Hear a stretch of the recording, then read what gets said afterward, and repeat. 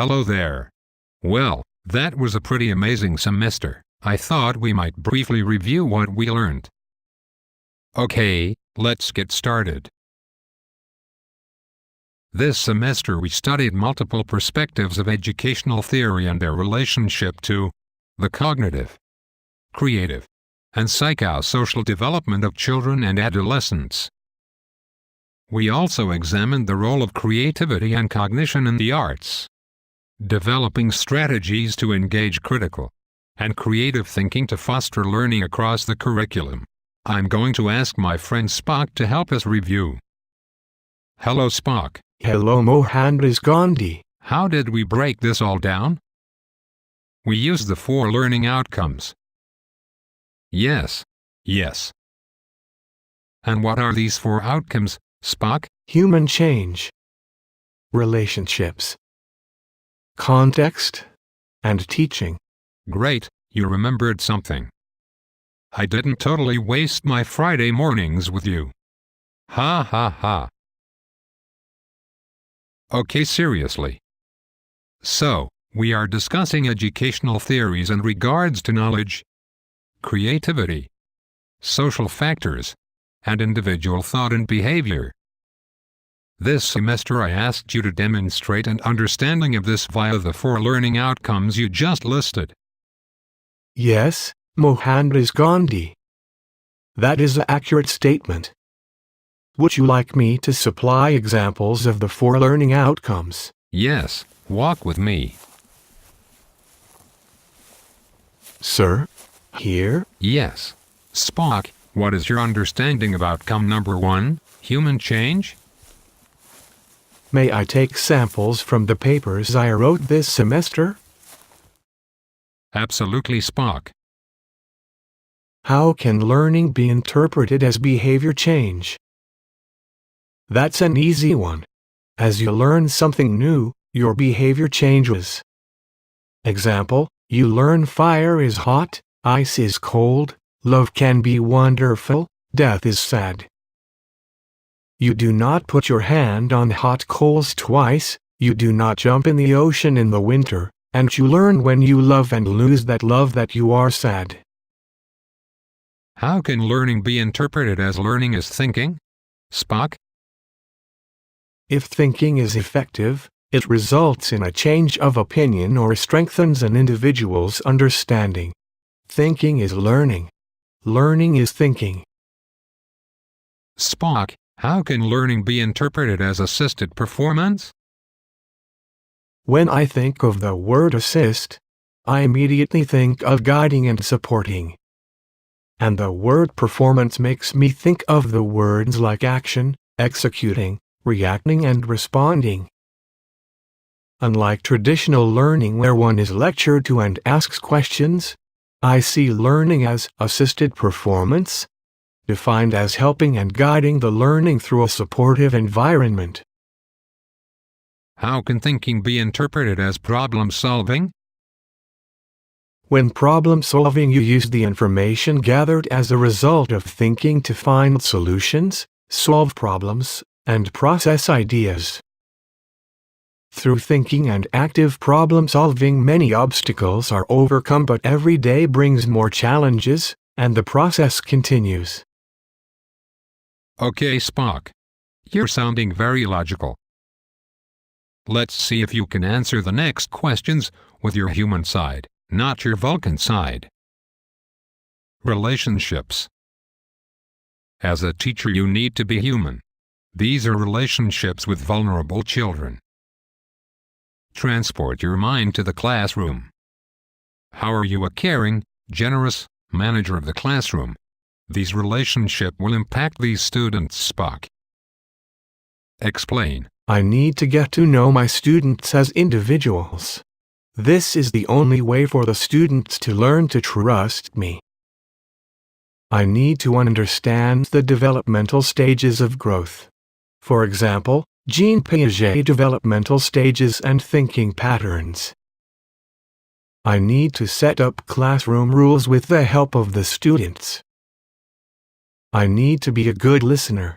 I need to trust that the children have opinions and want to be heard as individuals. I need to remember we all come from different places with different experiences. I would like learning to be fun. I could go on and on, sir. Very nice, Spock. I see your humanity.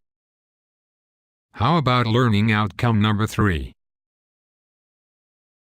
Context, communication, types of learning and curriculum. Unlike what I consider traditional classroom communication in which the discussions are teacher-led, the classroom of today is more co-led by students. Do not misunderstand me. The teacher is still the leader and needs to help direct the students. But, more to the point, communication comes in many flavors. Students need to understand and learn the power of body language such as eye contact, facial expressions, and gestures. It is my job to guide them in this journey of discovery. I aspire to make learning fun and memorable in a positive and safe environment. And curriculum, Spock? Gardner's 7 knowledge types had the most profound effect on me, sir. Curriculum should be developed and modified around these knowledge types, known as multiple intelligences. Howard Gardner developed a theory of multiple intelligences based upon research in the biological sciences, logistical, analysis, and psychology. He breaks down knowledge into 7 types. 1. Logical mathematical intelligence, the ability to detect patterns, think logically, reason and analyze, and compute mathematical equations. Logical? My favorite. 2. Linguistic intelligence, the mastery of oral and written language in self-expression and memory. 3. Spatial intelligence, the ability to recognize and manipulate patterns, large or small, in spatial relationships. 4. Musical intelligence, the ability to recognize and compose musical quality and content for production and performance. 5. Kinesthetic intelligence, the ability to use the body, or parts of the body to create products, or solve problems. 6. Interpersonal intelligence, the ability to recognize another's intentions and feelings. And last, intrapersonal intelligence, the ability to understand oneself and use the information to self-manage. Making lesson plans diverse to meet the needs of all multiple intelligences students should be the goal. Don't teach to the majority. Teach to the whole, and teach holistically. In order to do this, a teacher needs to be observant, adaptable, and know her students. Don't label one way of learning as better than another way of learning. I would aspire to tap into the student's multiple intelligences and use it as an advantage in creating a successful learning environment and lesson plans. Spock, your intellect is just amazing. You remind me of a student I had many light years ago. I believe his name was Yoda. You both have the same ears. Ha ha ha. Thank you, Mohandas Gandhi. I have been told that before. Spock, we have come to the last learning outcome. Number 5. Teaching. Yes, Mohandas. But, I just wanted to briefly mention IEP. It is the responsibility of the teacher to review the IEP. Again, know your students. It is only good teaching to know your students. Yes. Yes. Yes. And the final outcome? Yes, teaching. Lesson plans, assessments, no child left behind, standardized testing, DB, TAB, art museums, age-appropriate lessons, and motivating students. And then there is the whole brain-based learning principle stuff. Oh, wise one. I have learned so very much in the last 6 months. I feel you are ready, Spock. You are ready for your student teaching.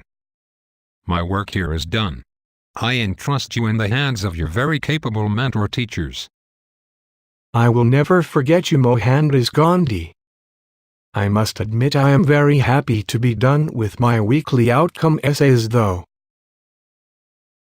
Remember, a person is but the product of his thoughts. What he thinks, he becomes. Now go, and may the force be with you. Live long and prosper, O wise one.